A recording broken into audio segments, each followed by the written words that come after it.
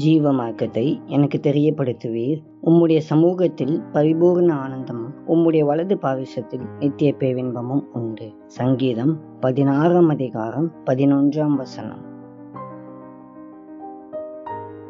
வாழ்க்கையில் சில நேரங்களில் மிகுந்த சுமையாக உணரப்படலாம். கவலைகள் குவிந்து கொண்டு எதிர்காலம் உறுதியாக தெரியாமல் இருக்கலாம்.